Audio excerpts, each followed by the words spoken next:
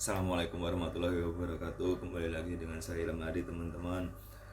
Pada kesempatan kali ini saya akan coba untuk kembali menjelaskan terkait dengan video pembelajar. Kali ini kita akan membahas tentang akuntansi pajak. Kita sudah tidak membahas soal ISO lagi karena terlalu banyak juga, butuh refreshment juga. Maka kemudian sepanjang yang saya tahu terkait dengan pajak, alangkah baiknya kita share, belajar bareng-bareng terkait dengan apa sih yang dimaksud dengan akuntansi pajak ini, begitu. Nah, untuk itu nanti kita akan coba bahas soal perhitungannya juga, tapi yang paling sederhana saja gitu kan. Tidak usah berlama-lama, mari kita simak dalam video ini apa sih yang dimaksud dengan akuntansi pajak itu. Check it out. Baik, mari kita bahas tentang akuntansi pajak. Oke, sepenting apa akuntansi pajak? Laporan akuntansi pajak adalah sebuah bentuk pelaporan pencatatan keuangan. Akuntansi pajak sudah menjadi standar pelaporan keuangan pemerintah yang diperuntukkan untuk pihak terkait. Buat teman-teman yang kuliah di jurusan ilmu akuntansi, mungkin pernah mendengar istilah akuntansi pajak. Perlu teman-teman tahu juga bahwa di Indonesia sendiri, sebelum tahun 1983, sistem perhitungan pajaknya mayoritas masih menggunakan perhitungan akuntansi pajak yang terinspirasi dari negara Belanda. Selain itu, akuntansi pajak ternyata sangat-sangat berperan penting karena berguna untuk mendapatkan hasil perhitungan pajak yang lebih akurat. Jadi, ilmu ini setidaknya harus wajib dimengerti, terutama para akuntan di perusahaan yang memang memiliki pengalaman cukup banyak soal keuangan dan akuntansi. Lalu, akuntansi pajak menurut undang-undang. Tidak sembarangan, ketentuan umum dan tata cara perpajakan atau KUP juga sudah tertera dalam Undang-Undang Nomor 28 Tahun 2007. Undang-undang tersebut menjelaskan bahwa pajak adalah kontribusi wajib kepada negara yang terutang oleh orang pribadi atau badan yang bersifat memaksa berdasarkan undang-undang tanpa mendapatkan imbalan secara langsung dan digunakan untuk keperluan negara untuk sebesar-besarnya demi kemakmuran rakyat. Selain itu, akuntansi pajak ini juga dipertegas menurut Undang-Undang KUP Pasal 1 Angka 2, yaitu berisi wajib pajak yang dimaksud yaitu orang pribadi atau badan meliputi pembayar pajak, pemotong pajak, dan pemungut pajak. Pajak yang mempunyai hak dan kewajiban perpajakan sesuai dengan ketentuan dan peraturan perundang-undangan perpajakan yang berlaku. Adapun macam-macam pajak, jika sudah tahu arti akuntansi pajak, maka selanjutnya teman-teman wajib mengetahui informasi lain terkait akuntansi pajak, yakni klasifikasi atau macam-macam pajak dari segi cara pemungutannya. Yang pertama adalah pajak langsung. Jenis akuntansi pajak yang pertama adalah pajak langsung. Pajak ini harus dibayarkan oleh wajib pajak pribadi, badan, atau perusahaan secara langsung tanpa perwakilan. Besaran nilai pajaknya juga telah diatur oleh Undang-Undang Perpajakan. Selain itu, pajak tersebut dikenakan berdasarkan jumlah penghasilan dan kekayaan yang dimiliki oleh badan atau perusahaan yang bersangkutan. Pajak tidak langsung.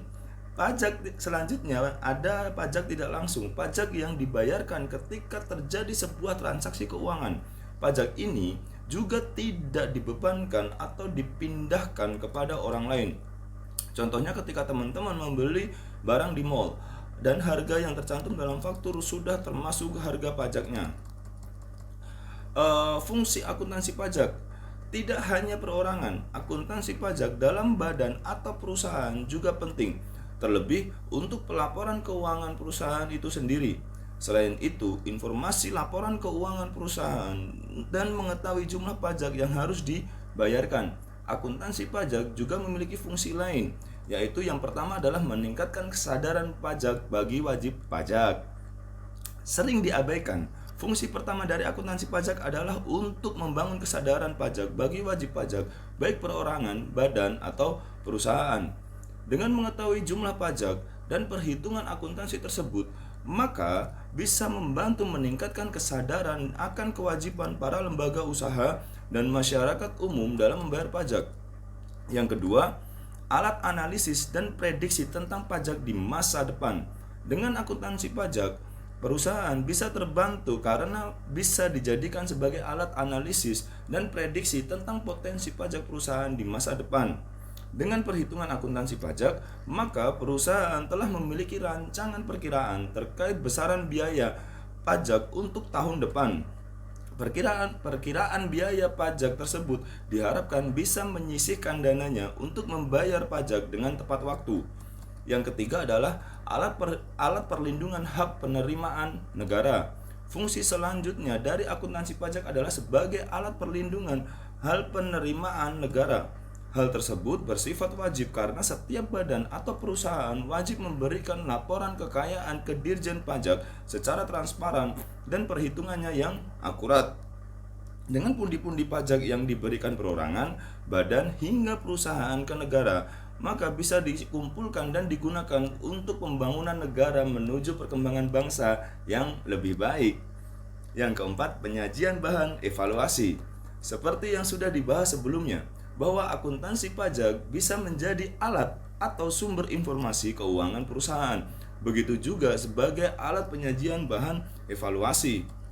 Pasalnya, laporan akuntansi di sebuah perusahaan akan selalu menjadi arsip penting yang bermanfaat untuk pembanding jika dibutuhkan di masa yang akan datang. Tidak hanya itu, akuntansi pajak juga bisa digunakan sebagai bahan bukti tertulis berupa laporan keuangan yang dibuat atau diterbitkan secara resmi oleh perusahaan. Perhitungan akuntansi pajak. Bagi teman-teman para akuntan, sebuah perusahaan mungkin sudah paham mengenai perhitungan akuntansi pajak. Nah, tidak hanya para akuntan, divisi lain termasuk pemilik perusahaan setidaknya juga harus paham mengenai perhitungan akuntansi pajak. Sebagai pemilik perusahaan, teman-teman harus memperhatikan variabel besaran pajak yang harus dibayarkan. Terlebih, jika ada sebuah perbedaan antara purchase order dan purchase requisition. Karena ada yang menggunakan PPN dan ada yang tidak. Dalam mengetahui perhitungan akuntansi pajak, teman-teman juga harus mengetahui jumlah setoran pajak penghasilan atau PPh. Berapa penghasilan kena pajak PKP serta berapa jumlah wajib pajak. Adapun rumus untuk menghitung pajak terutang yaitu 25% kali PKP sama dengan PPh badan. PPh badan dikurangi PPh dikurangi PPh pasal 23 sama dengan adalah utang pajak. Contoh perhitungan akuntansi pajak. Nama perusahaan PT Maju Mundur. Penghasilan kotor 90 miliar, PPh 2 miliar rupiah, PPh 23 sebesar 1 miliar rupiah, pengeluaran 68 miliar. Berapakah PKP perusahaan? Jawabannya adalah PKP PT Maju Mundur 80 miliar dikurangi 68 miliar sama dengan 22 miliar. Untuk pajak terutang PT Maju Mundur adalah 25% dikali 22 miliar sama dengan 5,5 miliar. Sedangkan 5,5 miliar dikurangi 2 miliar dikurangi 1 miliar sama dengan 2,5 miliar. Jadi pajak terutang yang dikenakan untuk PT Maju Mundur sebesar 2,5 miliar. Kesimpulannya adalah itu dia beberapa formasi terkait apa akuntansi pajak, mulai dari pengertiannya, fungsi, perhitungan, dan contohnya. Akuntansi pajak adalah salah satu hal yang sulit dipahami bahkan dipelajari untuk beberapa orang atau mungkin bagi para akuntan sekalipun. Baik, demikianlah yang bisa kami sampaikan terkait dengan akuntansi pajak ini dan perhitungan sederhananya terkait dengan pengertian fungsi, perhitungan sederhana tadi dan contoh kasusnya. Semoga bermanfaat bagi teman-teman, khususnya bagi saya pribadi. Apabila ada kurangnya saya mohon maaf. Assalamualaikum warahmatullahi wabarakatuh.